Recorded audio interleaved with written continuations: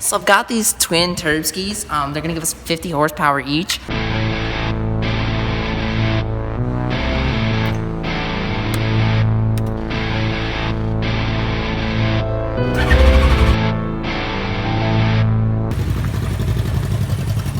Wave to the people. That's Chris's mom. Anyways, so we got this cool shifter knob that's gonna go on top of our sequential shifter. So let's open her up and see what we got. And it actually came in a package like this. We got our unknown substances. Wait, what?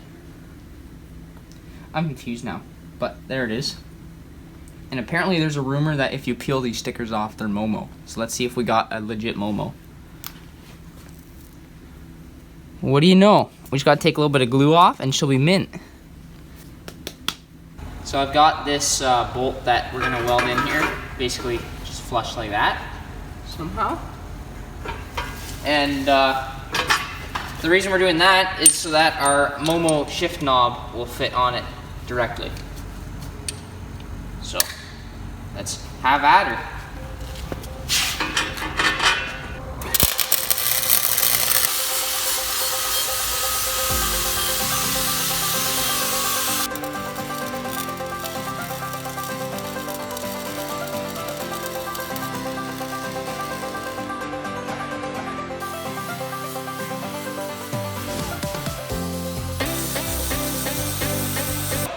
This is going to be my center console with my sequential shifter.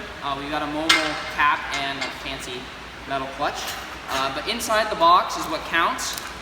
So we've got this pivot point up right nice and high so that it's going to be basically a short throw. We've got some holes drilled through all of these for a cable. We're going to have a cable that comes from the centerpiece here to this one with a cable coming back and a cable from here going forward. We're going to use a cable mechanism to shift this car, hopefully, if it works. So let's plant this nice and wild, and then we'll put it in the car, and we will shift through. We'll just bang through the gear, just bang, bang, bang.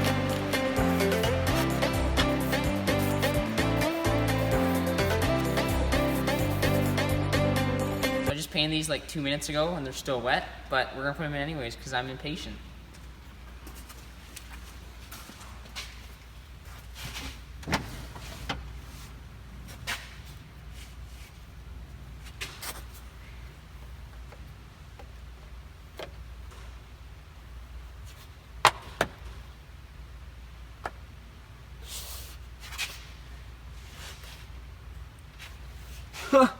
They match now.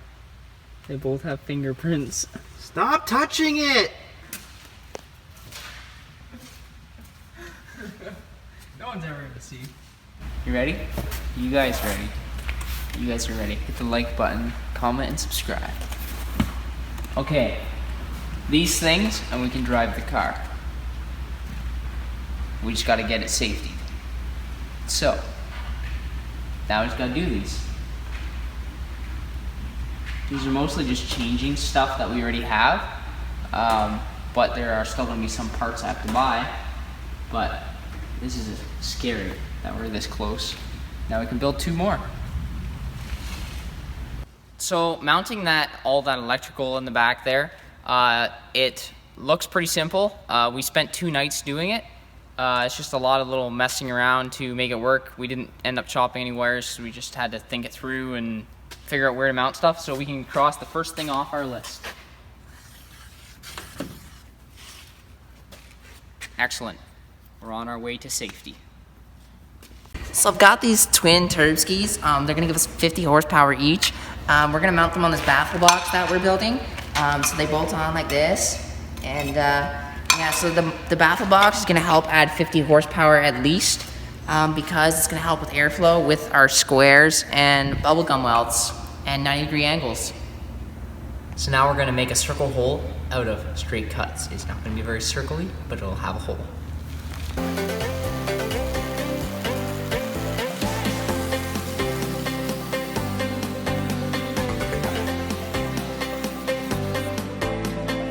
So now we're going to weld these adapters that I cut in half onto it. I originally bought these for my grandma car, so you're not going to see a price in the budget. But these are going to allow us to bolt on the twin turb skis and give us adjustability and some customizability.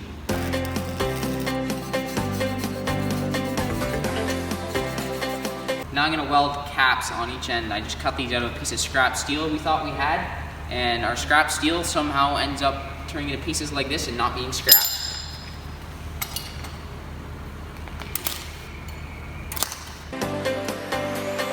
So we moved the tips up about an inch, and that means we need to chop into here about an inch, because they're going to excrete out the back through this panel.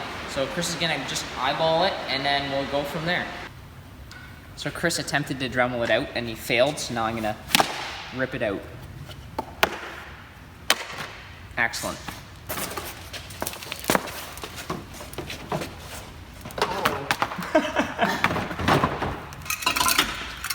That's a good way to scratch it.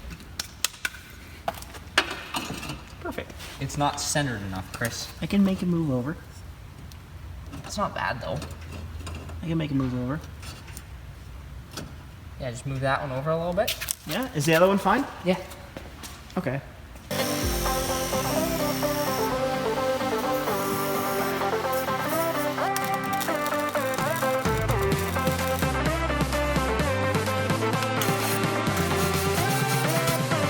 So I marked it in about three different spots, and I'm just gonna choose one and go with it because we're just gonna cut it and see what happens.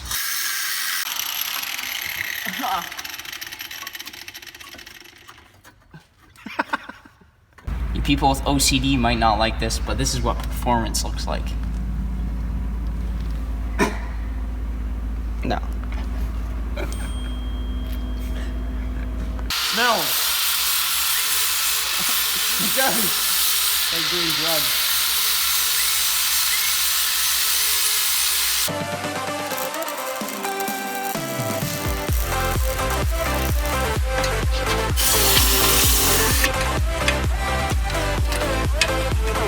That's the coolest looking exhaust I've ever built. It looks like crap. We're gonna start up our new high flowing exhaust system that consists of two 90-degree angles before it exits. And we also turboed it. Twin turbo. Twin turbo this piece. Yep.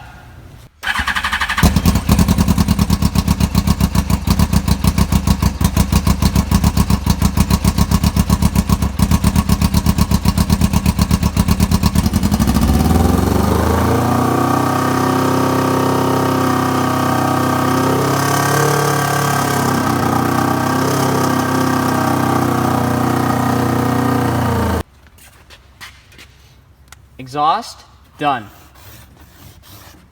Awesome. So we don't have a hoist yet, but we gotta work on this gas tank to get rid of the jerry can for safety. So we're gonna have to improvise. So we'll see what we figure out. So since we don't have a hoist, we're gonna use some tow motors, lift them up sky high, and put it on some bins.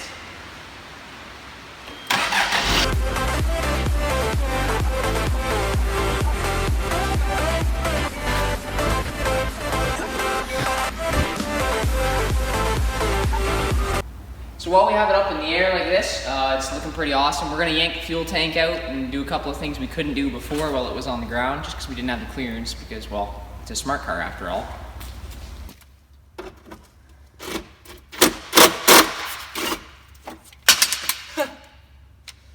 Well, I guess that came off.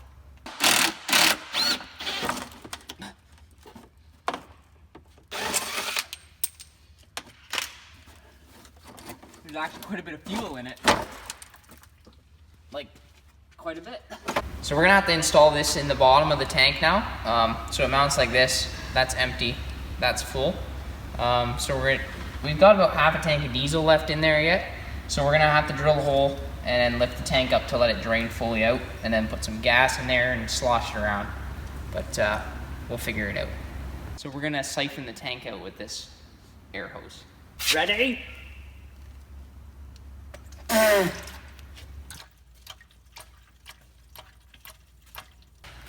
we're gonna siphon the rest of the diesel out. I got 2 mouthfuls of diesel the one night, and Chris and I got covered in diesel, so we gave up. But now I have this cool siphoning hose with the one-way check valve. And you just shake it like this. Shake it, ready? No, I'm not ready. I am now ready. It's working a little bit, Josh. 2 + 2 is 4. -1, that's 3 quick maths. This is not sketchy at all. This room looks really good, Josh. Looks like.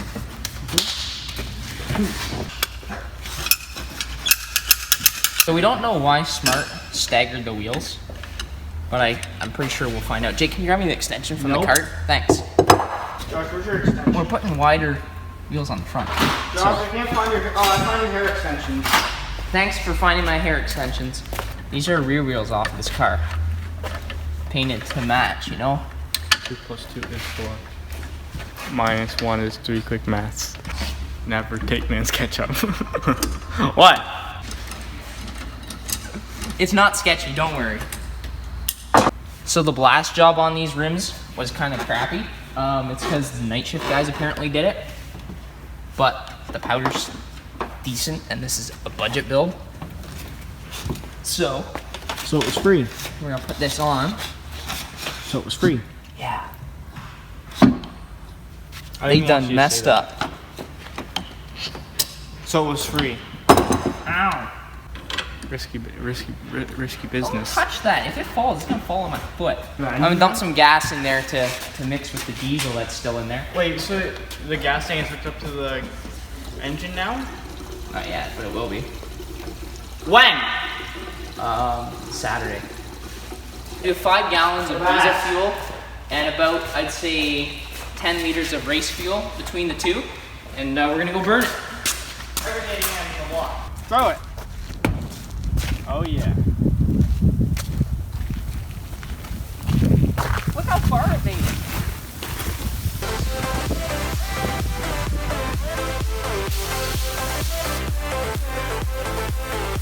Now back to the Smart car. So this is the factory level sensor out of a street bike. Out of the street bike that the motor came from. It's pretty expensive, so you don't want to mess it up. Anyways, this piece continued straight out here. I put it in a vise, did a 90 and about just a little over a 45, I'd say, to cause it to come out the other side. This is completely empty, and this is full. We checked it on the gauges and everything. So I'm just adjusting it now so that when it's floating in the tank, empty is just off the bottom. So when it hits empty, I know I have a little bit of fuel left. And when it's full, I don't really care. It's just gonna be full. So I'm gonna make sure full is pretty much at the top. And then, yeah, so we'll just test fit this for a second. So on a street bike, these sensors go in from the bottom, but we want to install it from the top. That's why we had to make it come out the other side. So I'm just gonna double check.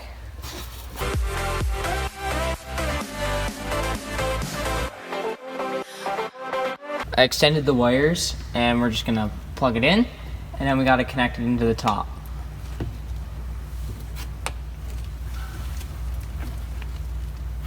Just like that. We'll even pop it in the little holder up here,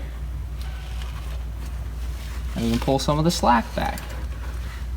So I built this new suction unit. So we have a fuel pump in the car that'll suck the fuel all the way up. We know it'll do it. It's done it before. Anyways, so we took a hose, we ran it down. Basically, it'll be to the bottom of the fuel tank. This is oil and whatever resistant, so it's not going to break down. Hopefully, it was a power steering line originally.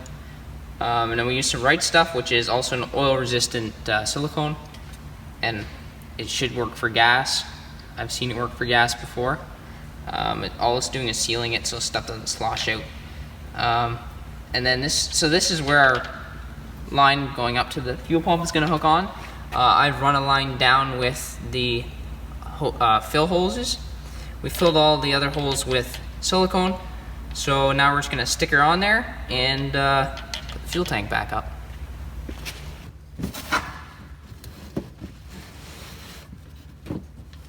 We finish up the fuel tank. That's good for safety. I don't want to show up for my safety inspection with a jerry can. And we did a fuel level sensor while we were in there, while we had the tank down. So that's 2 more things that we've crossed off in 2 nights.